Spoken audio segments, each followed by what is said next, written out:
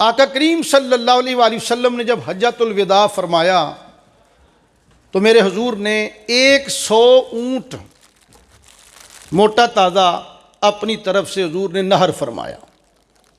اونٹ جس میں سے 63 اونٹ آقا کریم نے اپنے ہاتھوں سے نہر کی ہے. 37 اونٹ مولا کائنات مولا علی شیر خدا نے حضور کی جانب سے نہر کی ہے. اونٹوں کو نہر کرنے کا طریقہ یہ ہوتا ہے کہ اونٹ کا اگلا گھٹنا رسی سے باندھا جاتا ہے اور کھڑے اونٹ کے حلق میں نیزہ مارا جاتا ہے. اونٹ تڑپتا ہے اور تڑپ کے گر جاتا ہے، ٹھنڈا ہو جاتا ہے. ہم اونٹ نہر کریں تو یہ طریقہ ہے.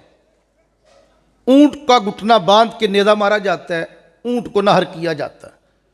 آپ بچھڑا ذبح کریں، قربانی کرتے ہیں تو اس کو پہلے رسوں کے ساتھ جوڑتے ہیں، 2-4 بندے گراتے ہیں، پھر اس کے حلق پہ کسائی چھری پھیرتا ہے.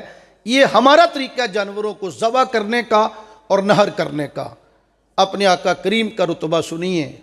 جب میرے اور آپ کے آقا مولا امام الانبیاء علیہ السلام نے اونٹ نہر فرمائے، منا کا میدان تھا، جانور سامنے کھڑے تھے، کسی کا گھٹنا نہیں باندھا تھا. مشکات کی حدیث میں آتا ہے فَتَفِقْنَا یزدلفن علیہ بِأَیَّتِہِنَّ یبدأُ. اونٹ دوڑ دوڑ کے آگے خود آتے تھے کہ آقا نیزہ ہمیں پہلے مارے.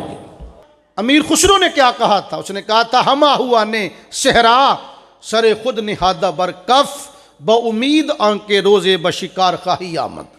امیر خسرو کہتے ہیں کہ باقی لوگ شکار کرنے جائے تو شکار ڈرتا ہے، چھپتا ہے، شکاری سے بھاگتا ہے، شکاری مار نہ ڈالے. لیکن مدینے کا تاجدار جب شکار کرنے جاتا ہے تو جنگل کے ہرن اپنی جانیں ہتھیلی پہ رکھ کے خود آگے آ جاتے ہیں.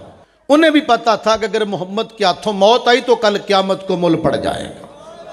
مزہ سردار مرندہ ان جاؤندہ کہ لاش یار دے بوئے تے پئی ہو.